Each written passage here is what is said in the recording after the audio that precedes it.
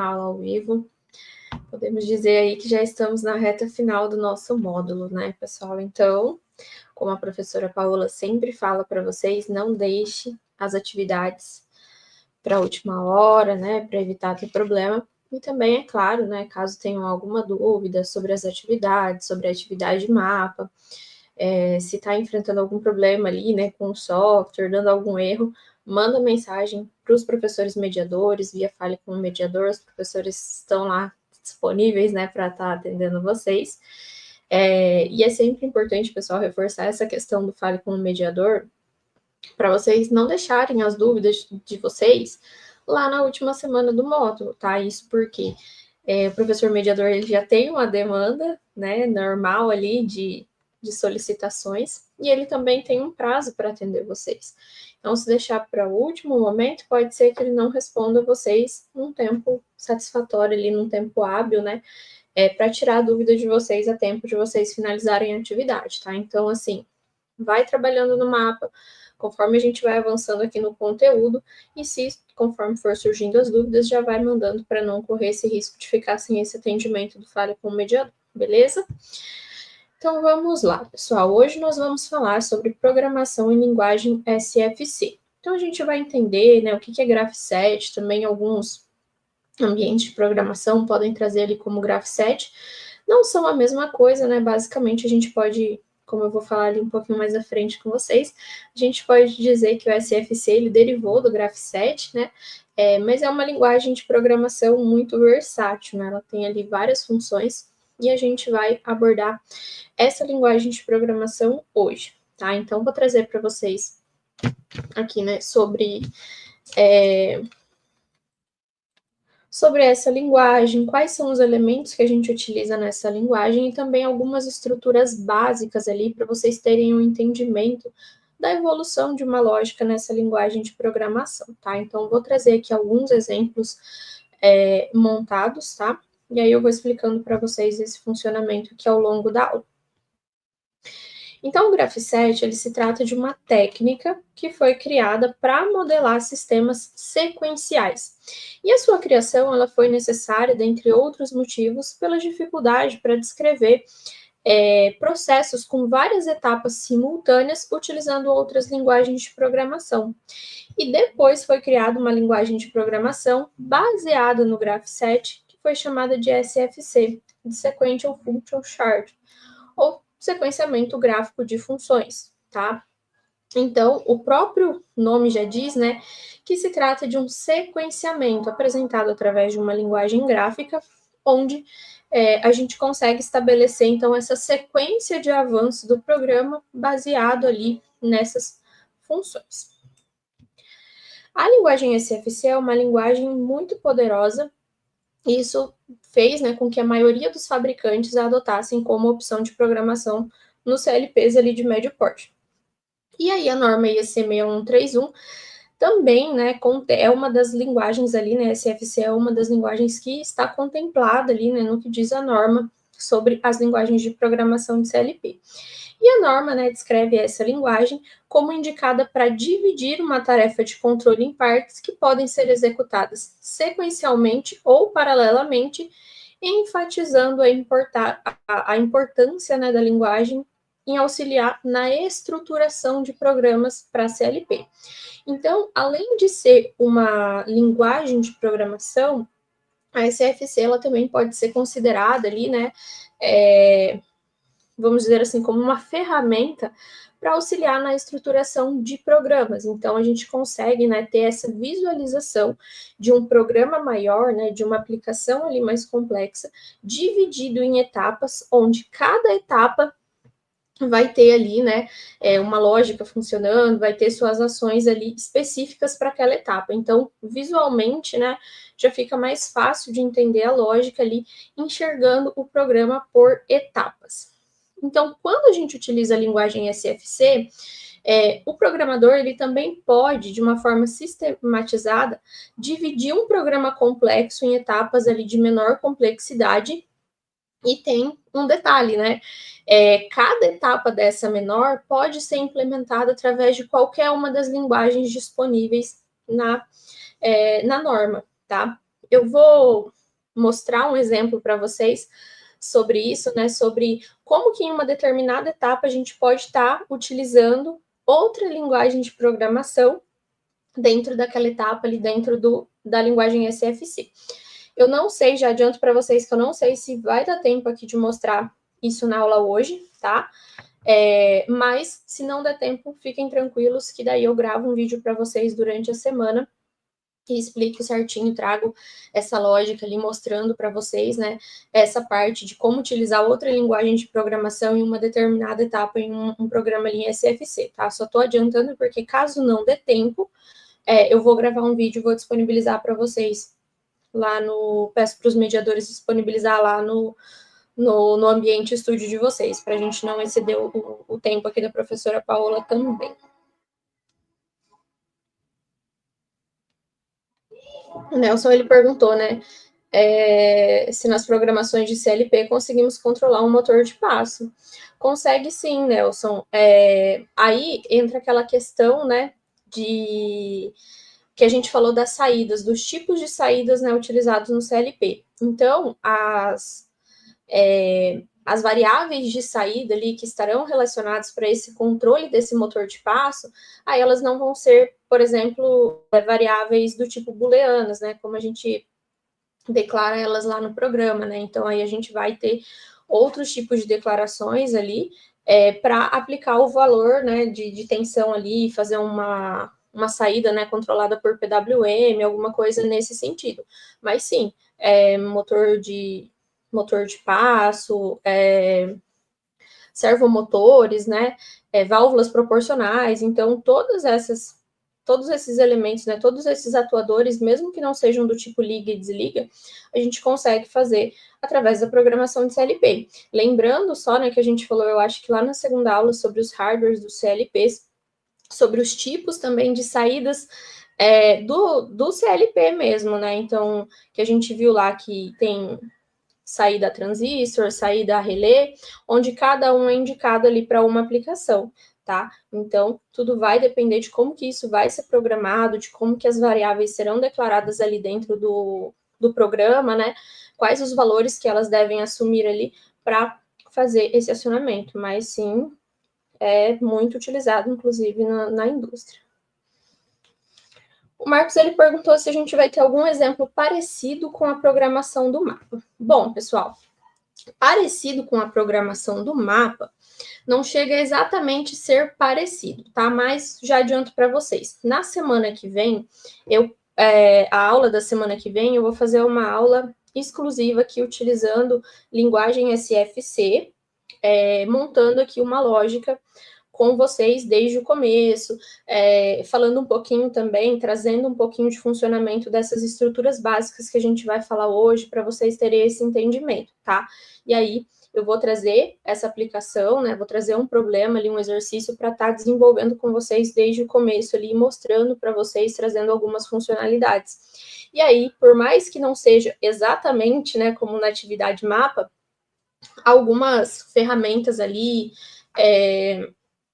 algumas técnicas, né, digamos assim, dentro da linguagem SFC, já vai ajudar vocês, então, nessa estruturação da atividade mapa de vocês, tá? Então, já adianto para vocês que na semana que vem vai ser uma aula específica aí, somente também de linguagem SFC, mas aí demonstrando, né, toda essa estruturação ali de uma lógica, né, utilizando essa linguagem dentro do CodeSys. Isso porque hoje a gente não vai ter tempo para isso, né? Então, não daria para fazer essa continuidade hoje, né? De fazer ali uma lógica para vocês entenderem, tá? Mas na semana que vem a gente vai ter essa aula, então fiquem tranquilos. E também dúvidas específicas que vocês tenham também em relação à atividade mapa, vocês podem mandar para o professor mediador. Pessoal, só fazendo um comentário aqui sobre essa questão da atividade mapa, quando eu falo dúvidas específicas, eu estou falando de específicas mesmo, tá? Então, assim, fez ali, montou a estrutura, deu algum erro no programa, não consegue compilar, né? Tira um print, manda para o professor Paulo André, para ele estar ajudando vocês, tá? Então, quando eu falo de dúvidas específicas, é em algum ponto mesmo específico, tá? Se ficou com alguma dúvida ali no enunciado do problema, enfim, tá? Então, não adianta mandar o programa todo para ele e perguntar assim, professor, tá certo, tá? Porque não é ele que faz a correção e ele não vai fazer essa avaliação se o programa está correto ou não, tá? Então, mas se tiver alguma dúvida ali, em razão de algum ponto específico da lógica de vocês, em algum ponto específico da atividade, manda para o professor mediador, para ele poder tirar essa dúvida, tá? Pessoal, estou fazendo bastante material extra aí para vocês, viu? Vocês valorizem e assistam, tá? Os vídeos que eu tô, que eu tô compartilhando extra com vocês, beleza? Então, e também, pessoal, isso já tá combinado com o professor Paulo André também, dúvidas específicas que vocês mandem para ele, se tiver uma demanda muito grande, eu gravo esses vídeos, tá? Não tem problema nenhum, mas isso precisa chegar lá através do Fale com o Mediador, beleza? E aí, na semana que vem, a gente faz essa aula mais pegada no SFC ali. Mas vamos entender um pouquinho, né, como que funciona essa linguagem de programação aqui, para que a gente, na semana que vem, aí sim, faça, digamos assim, algo mais prático ali, né, na programação.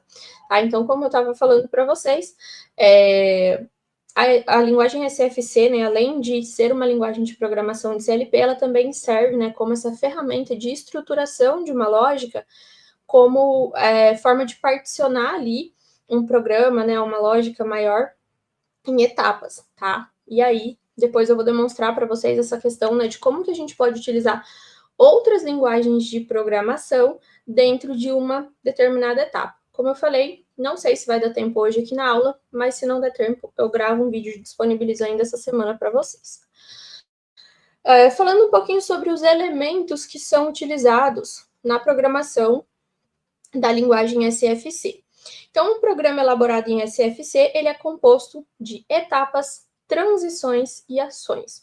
E aí vocês precisam entender o que é cada um desses elementos e como que eles devem ser utilizados lá na programação, para que o programa de vocês, de fato, funcione, que não dê nenhum problema.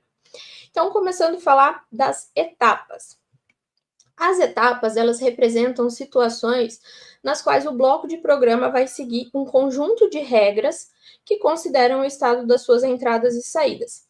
E as ações estão associadas com a etapa. Tá? Então, as etapas que se encontram ativas no momento que o sistema entra em operação são denominadas como etapas iniciais. Então, aqui, ó, quando a gente iniciar o programa, quando a gente iniciar a nossa simulação, por exemplo, lá no CodeSys, né? Ou quando iniciar o programa, a gente vai ter uma etapa que vai ficar ativa. Então, ela será a etapa inicial.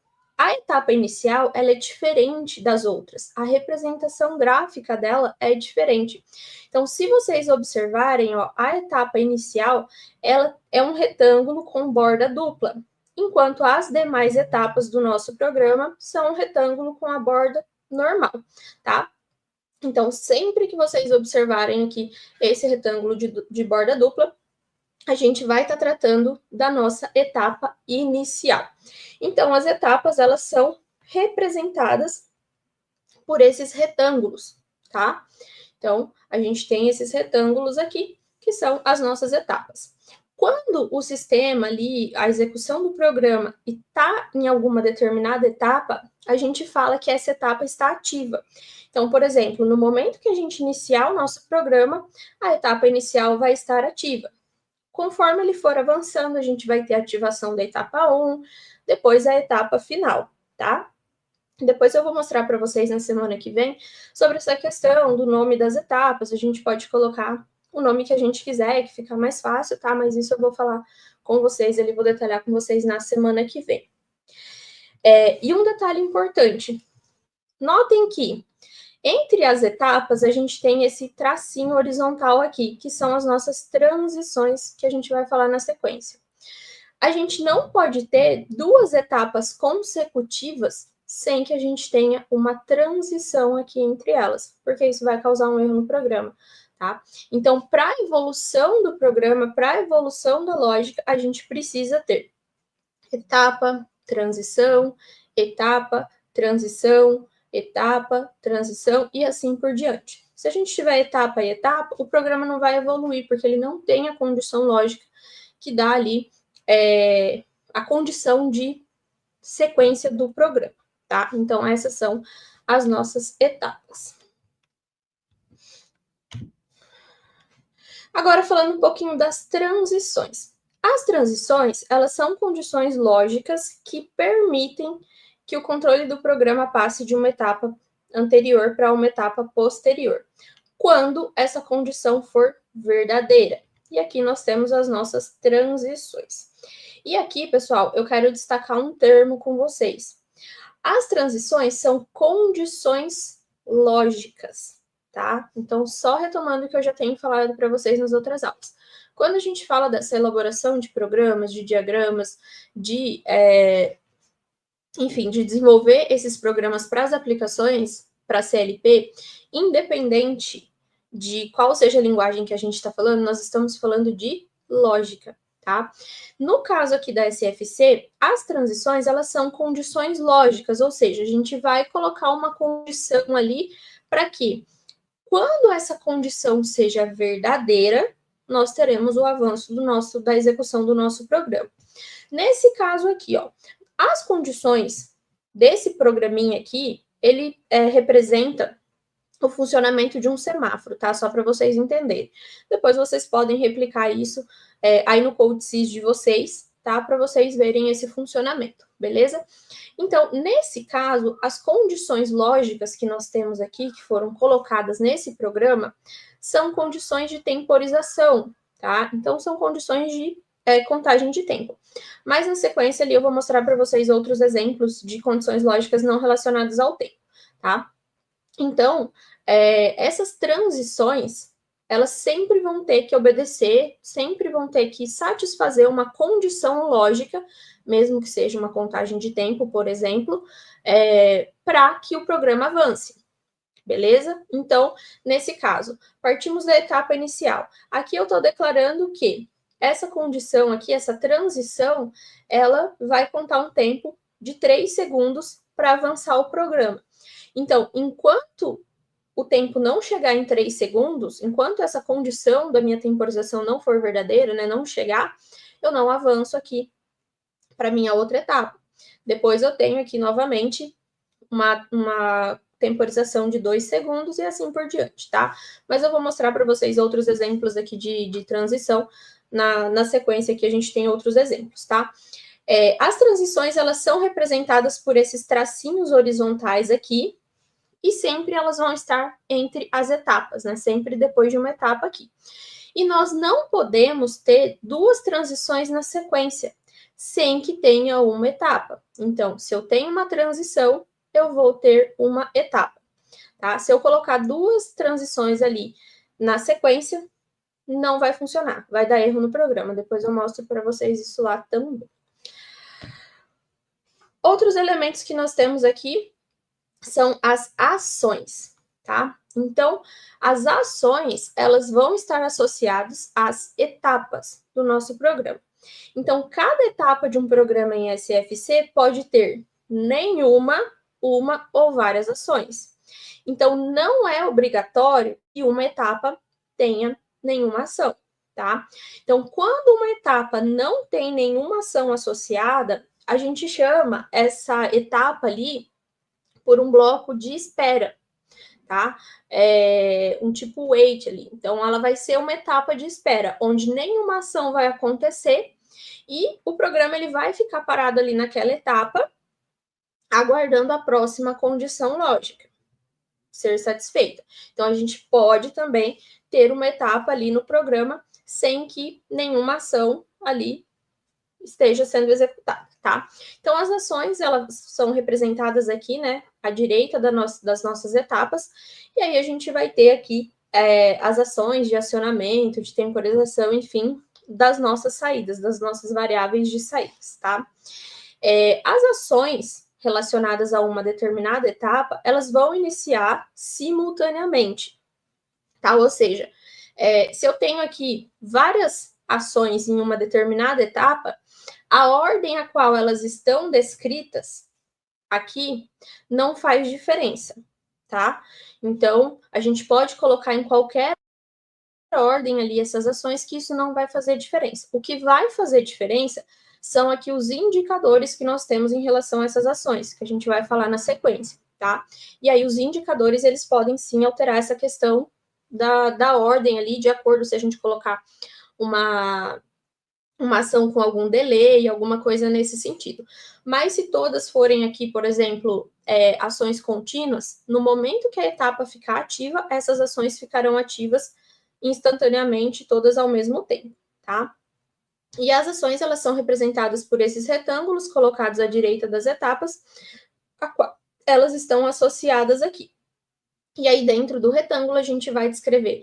Aqui no CodeSys, né, nós temos os indicadores também relacionados aqui a qual variável do nosso programa essa ação vai estar associada, tá? E aí, nós temos alguns tipos de ações disponíveis, como eu falei para vocês. Então, aqui, se vocês notarem, nesse exemplo, ó, nós temos ações do tipo set e do tipo reset, certo? Então, aqui, ó, a gente tem esses indicadores. Nesse caso aqui, como é um semáforo, a gente vai estar setando, resetando ali as nossas saídas, né, de acordo com a temporização aqui. Mas nós temos alguns outros tipos também de ações. Então, nós temos as ações contínuas, que elas vão ficar ativas durante todo o tempo em que a etapa que elas estão associadas também estiver ativa. Então, lembra lá, a gente fala que uma etapa está ativa quando ela está sendo executada ali pelo programa.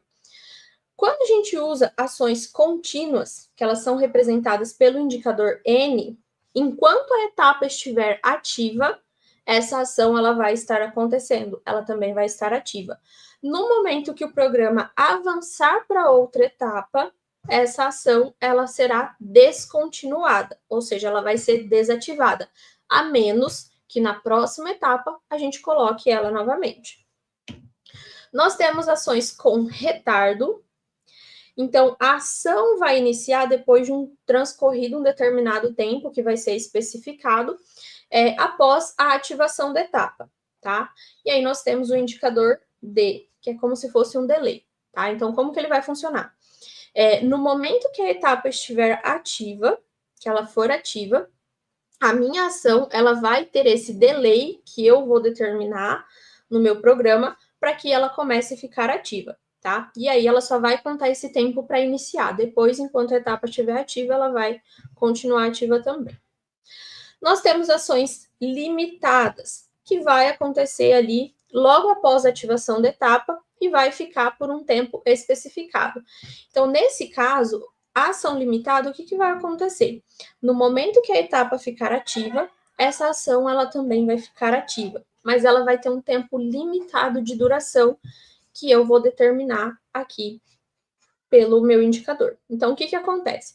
Vamos supor que em uma aplicação a gente precisa acionar ali 2 motores. Um tem que ficar acionado durante todo o tempo da etapa, tá? E o outro não. O outro precisa ficar ali por pelo menos somente 5 segundos, mesmo que a etapa continue acionada, continue ativa. Então, nesse caso, a gente pode colocar essa ação do tipo limitada e limitar o tempo que aquela saída vai ficar acionada, que a gente vai ter aquela ação ocorrendo, sem que a gente precise avançar no programa para fazer com que essa ação ela seja desligada e colocar mais uma etapa no programa para dar sequência, tá? Então, a gente tem essa limitação ali no tempo da ação que a gente quer. Eu vou demonstrar esses tipos de ações para vocês na sequência lá no CodeSys, tá, pessoal? Nós temos também as ações impulsionais, que ela é similar à ação limitada no tempo, porém, ela é ativada uma única vez em um tempo muito curto, que é o mesmo tempo ali, né, do ciclo de varredura do CLP. Então, ela é pelo indicador P. E nós temos também as ações memorizadas. Então, as saídas elas são ativadas em uma etapa e desativadas em outra.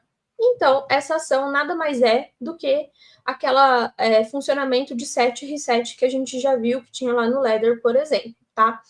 Então, a gente precisa colocar esse set e reset em 2 etapas diferentes. Então, quando a gente aciona essa determinada ação, a gente vai colocar ali o indicador S, então a gente vai setar essa ação, e depois a gente tem que utilizar um reset para desligar essa ação, para desativar.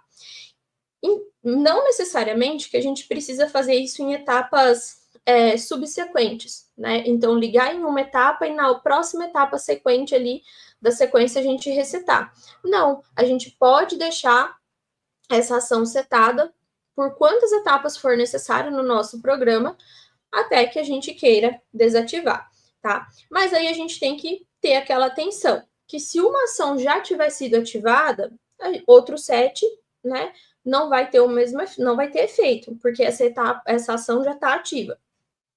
E da mesma forma que um reset não vai ter nenhum efeito se a gente não deu ali uma indicação set anteriormente, tá?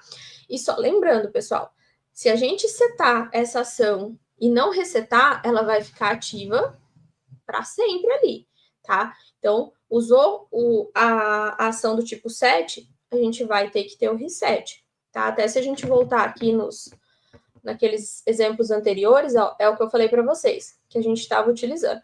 Então, na etapa inicial, eu seto a minha saída aqui, né, minha luzinha verde, tá? E na sequência aqui eu vou resetar ela. Não necessariamente precisaria ser na sequência, tá? Mas nesse caso é o funcionamento do programa. Então aqui eu seto meu amarelo e vou resetar ela na sequência, tá? E assim por diante.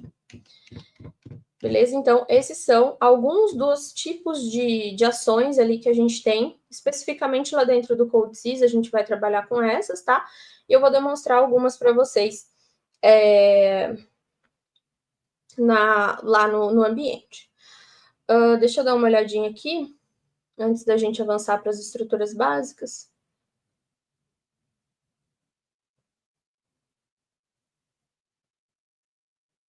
Então, pessoal, eu deixei até a recomendação para vocês, né, na atividade mapa, para utilizar, fazer a etapa 1 do mapa ali, né, da lógica em SFC, justamente no CodeSys. Então, por mais que vocês estão falando ali que é meio confuso de usar, eu acho que é mais uma falta ali de conhecimento, de experiência de vocês, mas como eu falei, na semana que vem a gente vai ter esse momento, né, para a gente repassar ali, para eu passar com vocês o SFC no CodeSys, tá? Algumas pessoas podem perguntar assim, mas eu posso fazer na mão o diagrama? Pessoal, é pedido que apresente o diagrama na linguagem SFC, tá? Se vocês conhecerem algum outro software de programação que tenha linguagem SFC, pode utilizar. Algumas pessoas falam, né, como eu falei, pode fazer na mão? Pessoal, não recomendo. Essa é uma disciplina de informática industrial que está sendo apresentado para vocês algumas ferramentas, né, para vocês se ambientarem, ajudar vocês a se desenvolverem nessa área, nessa disciplina, nesses conteúdos, tá? Se vocês forem apresentar de uma outra forma, falar assim, não, eu não vou fazer em um software de programação, eu vou colocar elementos aqui, vou descrever o meu diagrama. Beleza, pessoal, só que assim, vocês não têm como testar, vocês não têm como simular, e se está pedindo na linguagem SFC, vocês devem apresentar os elementos da linguagem SFC, como eu demonstrei aqui para vocês. Etapas, como as etapas são representadas, como que as transições elas são representadas, como que as ações elas são representadas. Então, a estrutura desse programa tem que estar na linguagem de forma adequada, tá? O Felipe, ele perguntou ali, o traço da transição, eu acredito, né, que seja apenas no CodeSys? Não, pessoal, esses elementos utilizados na linguagem de programação, eles são determinados lá na norma, na IEC 61131, na terceira parte. Então, como que representa uma etapa? Como que representa uma transição, tá? Então, assim, pode ser, né, assim como eu falei da linguagem ladder para vocês, que em algum outro ambiente de programação, esses elementos gráficos, eles sejam um pouco diferentes, né? Porque cada ambiente de programação vai ter o seu layout, vai ter a sua forma ali. Mas os símbolos em si, a representação gráfica, ela é padronizada pela norma, tá? Então, muita atenção nessa questão de como que vocês vão elaborar essa lógica. Eu recomendo que vocês utilizem o CodeSys, tá? Eu estou trazendo exemplos para vocês desde o início da disciplina, como eu falei, na semana que vem, vou novamente trabalhar com vocês aqui no ambiente CoachSys. Então, assim, se esforcem um pouquinho para aprender a ferramenta ali, pelo menos o básico do que está sendo apresentado aqui, tá? Porque isso agrega, né, o conhecimento de vocês mesmo, de ter essa experiência ali com a ferramenta, como eu já disse, por mais que seja muito básico que a gente vê aqui na disciplina, né, que a gente não tem tempo para se aprofundar muito, mas já é um começo para vocês entenderem mais um pouquinho, beleza? O Lielson falou assim, se pode ser, né, utilizando ali o software da Rockwell, por exemplo, pode ser, desde que você apresente o diagrama com a lógica correta ali na linguagem solicitada. Não tem problema, pessoal. Quem tem o contato aí com outro ambiente de programação, que tem essa facilidade, pode ser, não tem problema. Só reforço com vocês. Na etapa 2 da atividade mapa, foi solicitado no Zeliosoft. Então, a etapa 2 tem que ser no Zeliosoft, tá? Aquele processo lá do engarrafamento do leite lá. Na etapa 1, só está sendo solicitado na linguagem de programação. E aí vocês utilizem o software que vocês mais tiverem aptidão aí, beleza?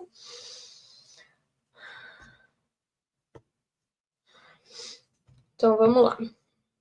Então, assim, ó, vamos falar um pouquinho sobre as estruturas básicas que a gente pode encontrar utilizando a linguagem SFC, tá? A gente tem ali estruturas de sequência única, seleção de sequência, salto de etapas, repetição de sequência e paralelismo, tá? E aí eu vou repassar cada uma dessas estruturas básicas para vocês entenderem. Mas isso é bem visual, tá, pessoal? Então eu já vou trazer essa explicação, vou trazer um diagrama aqui do lado em SFC para vocês entenderem esse funcionamento, tá? E para ficar mais fácil de vocês terem esse entendimento, o que eu sugiro para vocês? Vocês têm os slides. É o mesmo slide que eu estou usando aqui. O que eu sugiro para vocês? Que vocês façam ali como treino mesmo.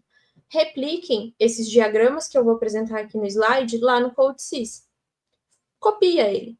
Olha como que tá, coloca os elementos do jeito que tá e vai fazendo a simulação para vocês terem esse entendimento do funcionamento dessas estruturas básicas, tá? Também é uma forma de vocês treinarem lá na ferramenta e treinarem um pouquinho na linguagem SFC, beleza? Então, começando pela sequência única. A sequência única, ela se caracteriza por uma sucessão alternada de etapas e transições em que as etapas tornam-se ativas. Para esses exemplos, pessoais, eu vou colocar aqui, eu vou estar utilizando como se a gente estivesse ali usando uma máquina de café, onde o usuário ali ele vai selecionar os produtos, né, que ele queira naquele momento. Então, vamos fazer essa interpretação aqui, beleza? Então, a gente parte lá da etapa inicial e vamos supor que o nosso usuário ali, ele selecione café com açúcar, tá? Então, notem que aqui, ó, na minha transição, a minha condição lógica vai ser satisfazer esse café com açúcar, tá? Então, o que eu quero dizer quando eu coloco aqui, ó, café, açúcar? Esse café açúcar vai ser uma variável do meu programa que eu vou declarar, ou seja, é uma entrada que eu tenho lá no meu programa, é uma opção que o usuário tem. Quando eu coloco essa opção aqui, eu quero dizer que o programa já entende que isso daqui, ó, igual a 1, tá? Então, condição lógica. Lembra da transição? Transições são condições lógicas. Então, se a minha variável café com açúcar é igual a 1, ou seja, ela é ativa, o meu programa vai avançar da etapa inicial para a etapa seguinte, tá? Aqui, nessa etapa 0, o que eu estou fazendo? Eu estou fazendo uma ação contínua adicionando café, tá? Então, o café vai ser a minha saída ali, onde lá na estrutura da minha máquina, o café vai ser depositado ali no copinho. A minha próxima transição é uma transição temporizada. Então, enquanto essa etapa estiver ativa, eu vou estar adicionando café no copinho. E aí, isso vai acontecer por 5 segundos. Notem que na ação contínua aqui do tipo N, enquanto a etapa 0 estiver ativa, essa ação vai estar ativa também. Beleza?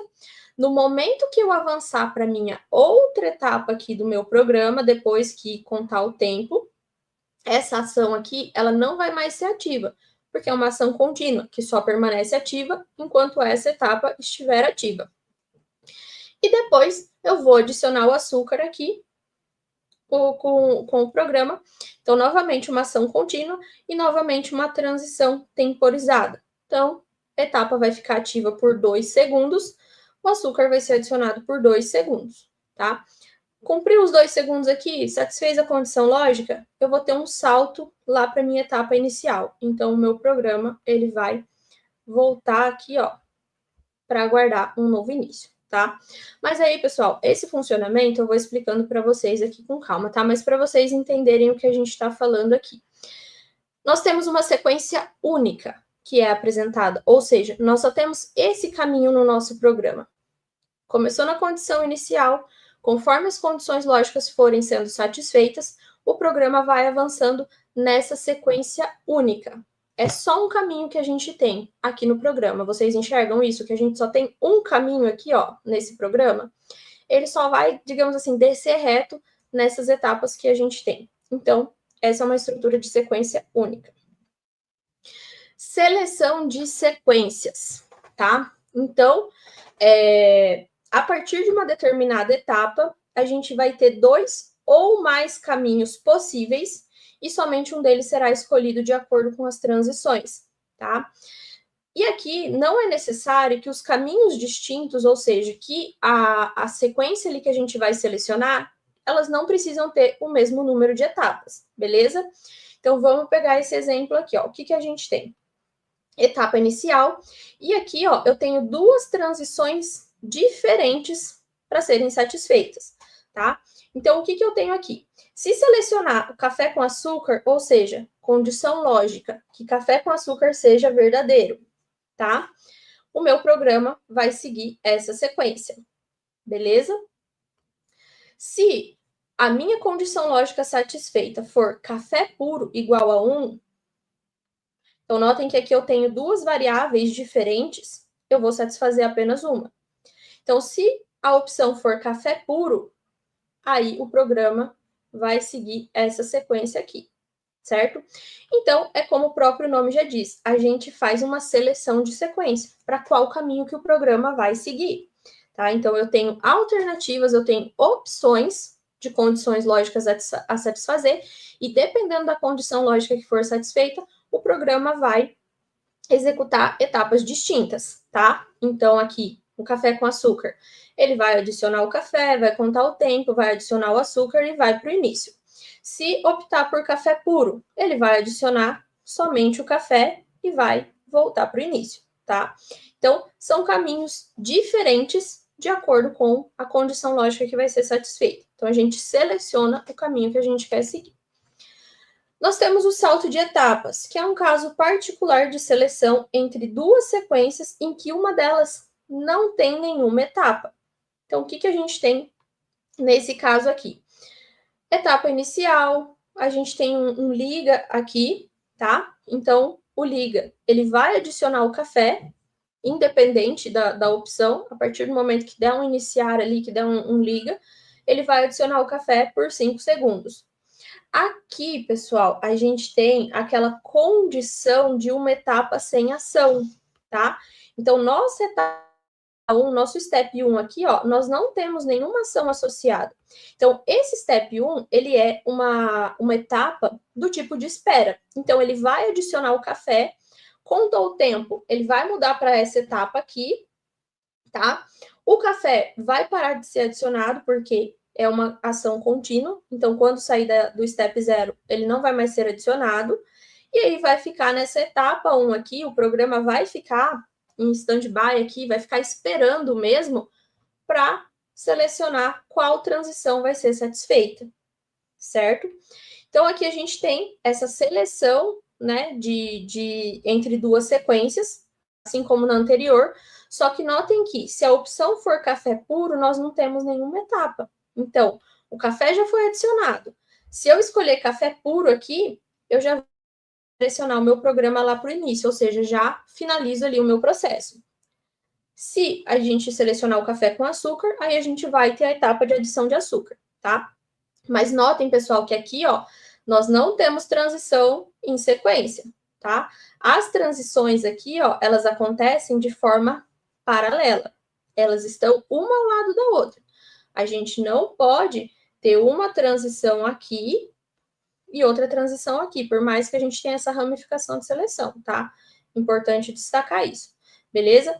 Então, a gente vai saltar do step 1, utiliza aqui a nossa condição lógica e utiliza o salto que vai voltar lá para o início. Então, a gente não tem etapa aqui nesse caso, tá? Então, a gente vai saltar etapas que a gente não queira cumprir de acordo ali com a opção do programa. Nós temos também repetição de sequência, que é quando ocorre o salto de etapa no sentido ascendente, de forma que a gente repita a sequência de etapas anteriores, tá? Então, vamos imaginar aqui, ó. Ligamos a nossa cafeteira, ela adicionou o café por 5 segundos, tá? Como anteriormente. A gente tem novamente aqui uma etapa de espera para selecionar se a gente quer finalizar ou se a gente quer uma dose extra. Se a gente quiser uma dose extra, por exemplo, ó, o meu salto está vindo aqui para a etapa 0. E aí ele vai voltar e repetir a sequência novamente. Se a gente ficar nesse looping aqui de dose extra, ele vai voltando nessa etapa 0, nesse step 0, infinitamente, repetindo a sequência. Aqui a gente só tem 2 etapas na sequência, mas a gente pode ter quantas etapas necessárias, tá? Então, para programas, pessoal, que a gente tenha repetição de sequência, né?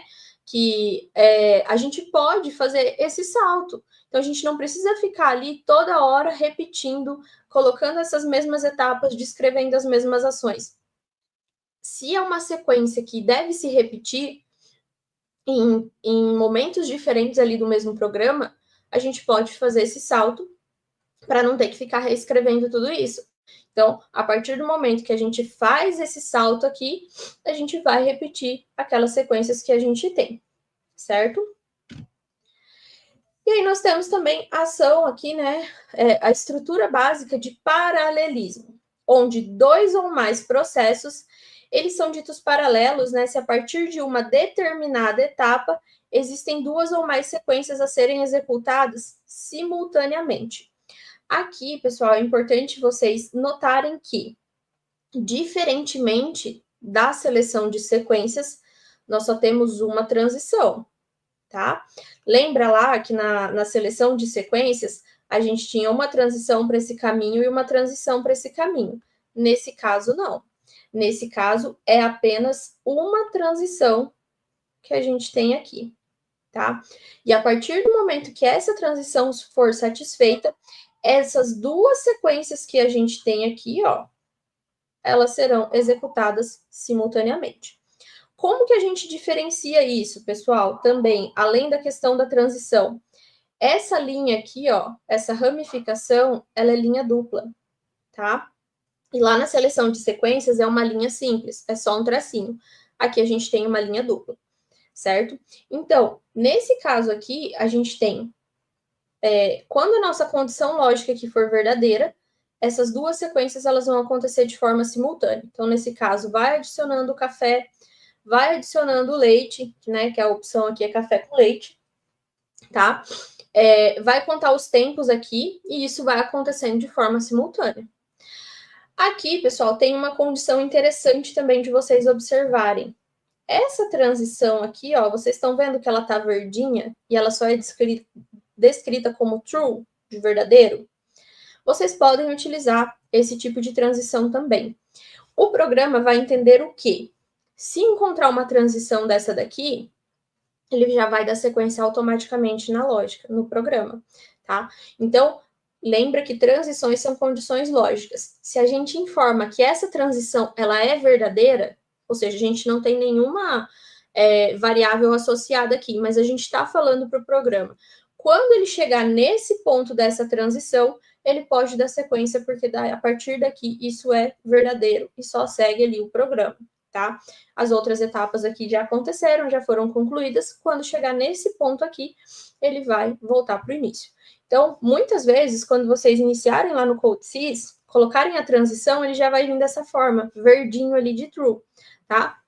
E aí vocês têm que mudar, se não for o caso, né? Se não for o objetivo de vocês, porque senão ele já vai dar sequência ali automaticamente, beleza?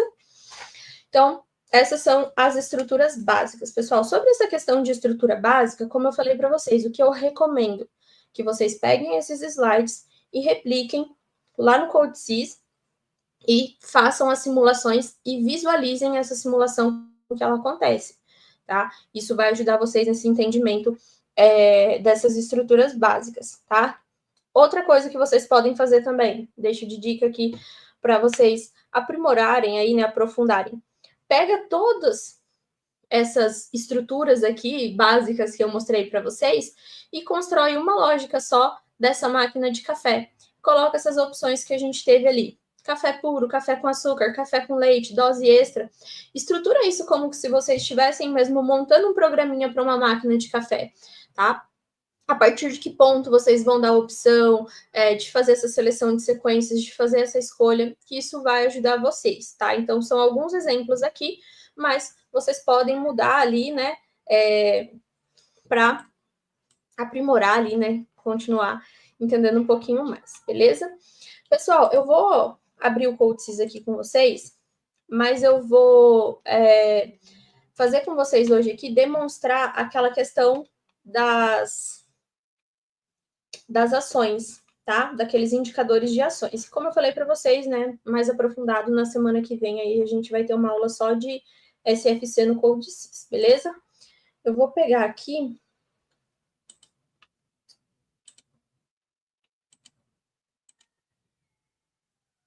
essa tela do... Vou compartilhar com vocês aqui a tela do CodeSys, tá? Vou pegar um projeto padrão aqui.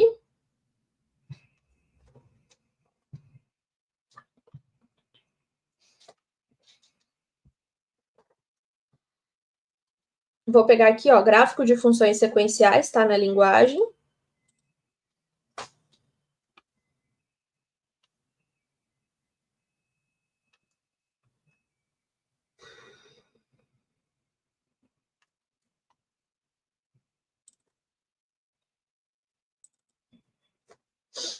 Ó, quando vocês iniciam a lógica em SFC, ele já traz aqui a etapa inicial, tá? Como vocês podem ver, aquela etapa de borda dupla.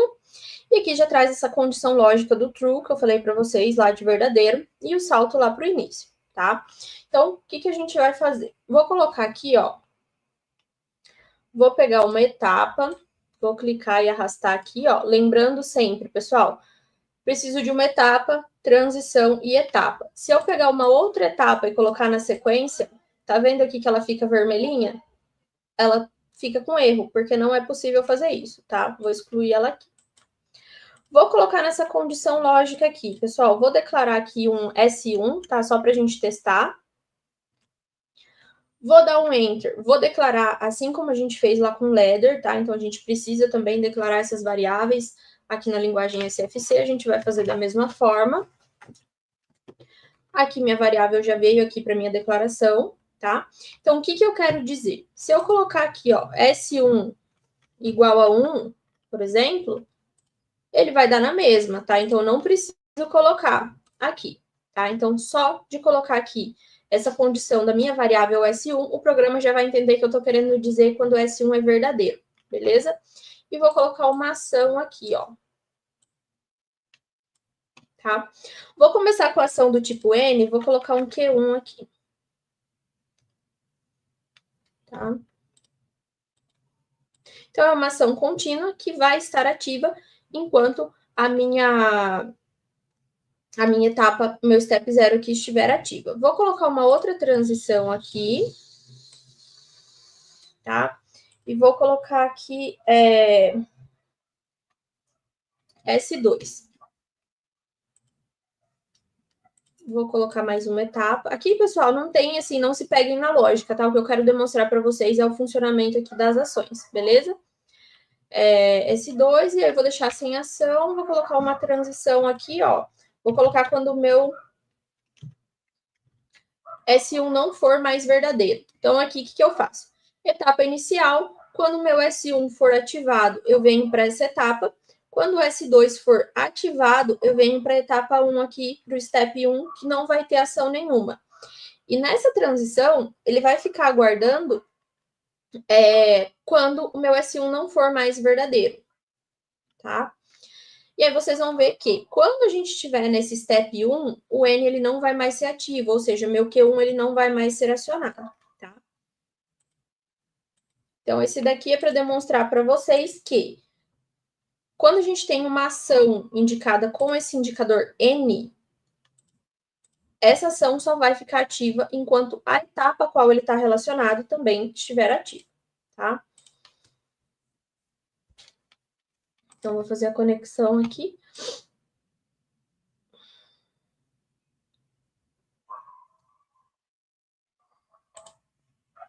Então, aqui, ó, etapa inicial, ela fica azulzinha porque ela está ativa e vai contando tempo aqui enquanto ela estiver. No momento que eu acionar o meu S1, a minha saída Q1 vai ser ativa também, tá?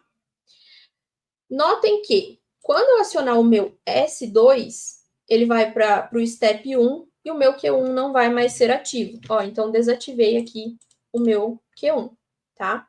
E aqui ele vai ficar até que a gente tenha a condição ali, né? Só vou desabilitar o S2 aqui, de que S1 não seja mais verdadeiro, tá? Note S1 quer dizer que quando S1 não é verdadeiro. Então, vou atualizar, ele vai voltar para o início, beleza? Então, aqui, pessoal, para vocês avaliarem que a minha saída só vai ficar ativa enquanto a minha etapa estiver ativa, tá? Então, esse daqui é o indicador N da ação ali, beleza? Outro indicador que a gente pode ter, eu vou excluir essa etapa aqui, tá? Vou deixar só assim. Outro indicador, ó, vem aqui nos 3 pontinhos, o D, que é o delay. Então, eu vou colocar T, jogo da velha, 2 segundos, tá? Então, o que eu quero dizer? Que quando a minha etapa estiver ativa, eu vou ter um delay de 2 segundos para ativar a minha saída, tá? Vou conectar aqui.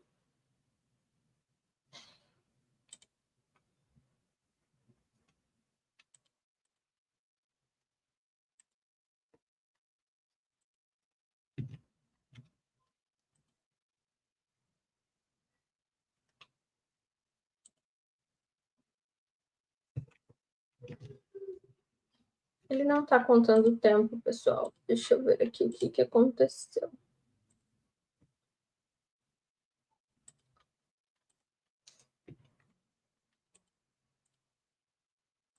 Ano passado foi a mesma coisa. Eu fiz essa demonstração, eu testei antes. Quando eu fui fazer na aula, ele para de funcionar. Mas vamos lá. Mas ele não tá com erro aqui, ó. Eu não sei por que ele não tá funcionando. Vamos ver.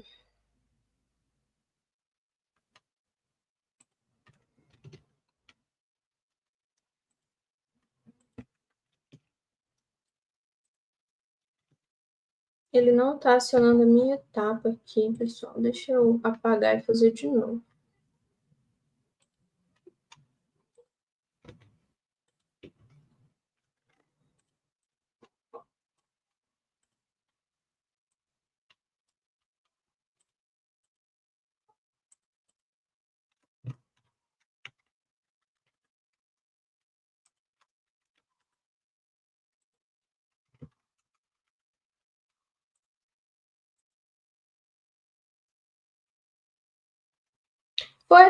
A variável foi declarada, que é a mesma que a gente estava usando anteriormente, mas ele não está ativando a etapa, pessoal. Ó, isso que tá.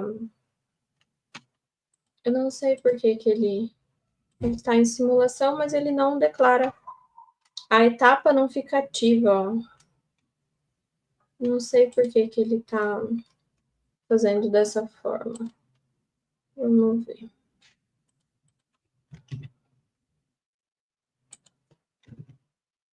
A etapa ela tem que ficar azul para contar o tempo aqui, ó. Ela não tá ficando, eu não sei porquê. O ano passado foi a mesma coisa, mas depois eu gravo um vídeo para vocês demonstrando. Deixa eu tentar colocar aqui mudar aqui. E ele não fica vermelho, ó. Quando ele fica quando ele tem algum erro, né, ele fica vermelho. E aqui, ele, na pré-compilação, ele nem tá dando erro, ó. Ele tá com 0 erros. É a simulação mesmo que travou.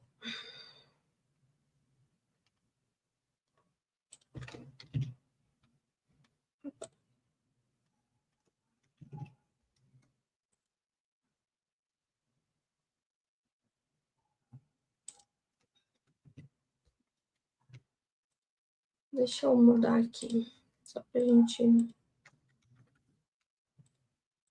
ver se vai.